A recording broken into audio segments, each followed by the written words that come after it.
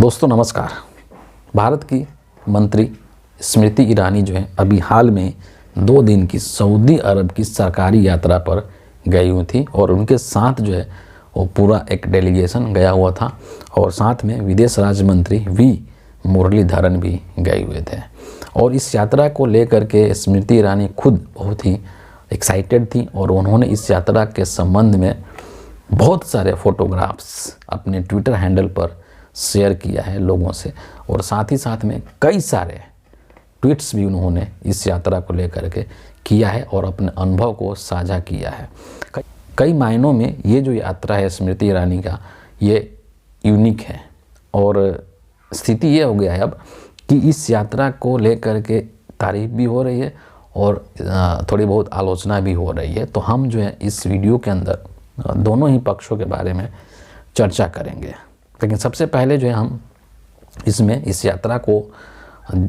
को लेकर के जो सकारात्मक जो पक्ष है उसके बारे में बात करेंगे कि इस यात्रा में क्या हासिल हुआ है और क्या प्राप्त हुआ है, उसको लेकर के हम लोग बात करेंगे। तो सबसे पहले मैं आपको ये बता दूं कि जब स्मृति ईरानी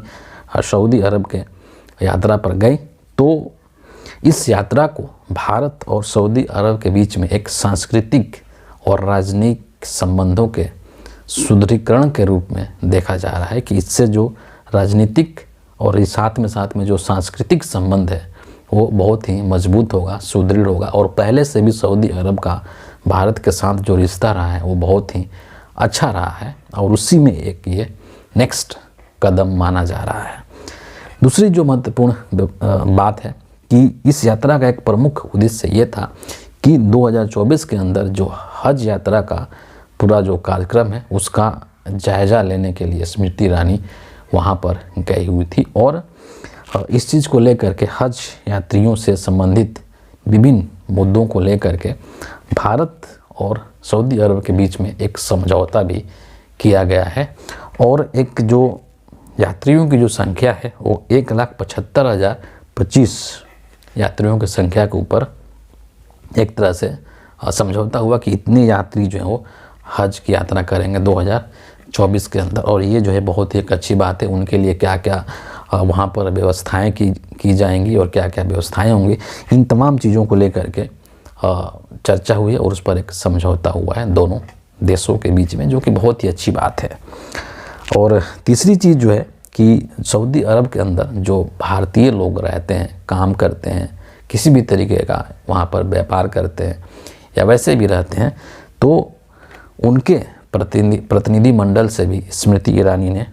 मुलाकात की, उनके साथ बातचीत किया और जो रिपोर्ट है उसके अनुसार ये बताया जा रहा है कि सऊदी अरब के अंदर लगभग 25 लाख से अधिक भारतीय रहते हैं और तरह तरह के कामों में इन्वॉल्व हैं। तो ये जो था मुख्य वो बिंदु थे जिसको लेकर कि ये यात्रा काफ़ी सफल मानी जा रही है और काफ़ी अच्छी मानी जा रही है। अब इस यात्रा के दूसरे पहलू यानी कि इसको लेकर के जो विवाद हो रहा है या फिर इस चीज़ को लेकर के सोशल मीडिया पर जो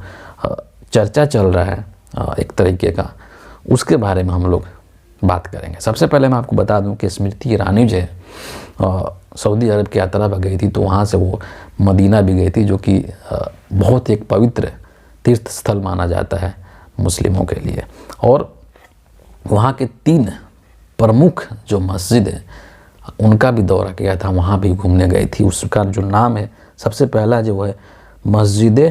नबवी है, दूसरा जबल अहद है और तीसरा मस्जिद कुबा है। और इसमें जो तीसरा है मस्जिद कुबा, इसके बारे में ये चीज़ कहा जाता है और ये चीज़ तथ्य है कि ये इस्लाम की पहली मस्जिद मानी जाती है जिसको कि स्वयं पैगंबर मोहम्मद ने बनाया था 622 ईस्वी के अंदर। तो ये जो मस्जिद है वो मुस्लिमों के लिए बहुत ही महत्वपूर्ण है, बहुत ही ज़्यादा पवित्र माना जाता है। और इन तीनों ही मस्जिदों में गई स्मृति ईरानी घूमने के लिए और देखने के लिए। अब हम लोग इस सरकारी यात्रा के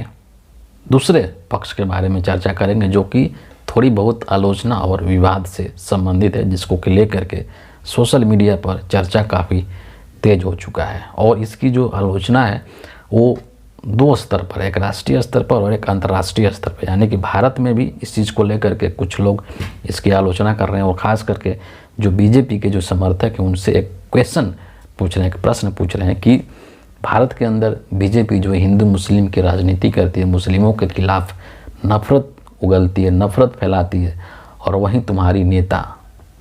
जा कर के मुसलमानों के मस्जिद में घूमती है, वहाँ पर जा कर के मुसलमानों से के मस्जिद में लोगों से वार्तालाप करती है, तो इस पर जो बीजेपी के भक्त हैं वो क्या कहना चाहेंगे। ये लोग ट्विटर पर बहुत सारे लोग इस तरह से इस यात्रा को लेकर के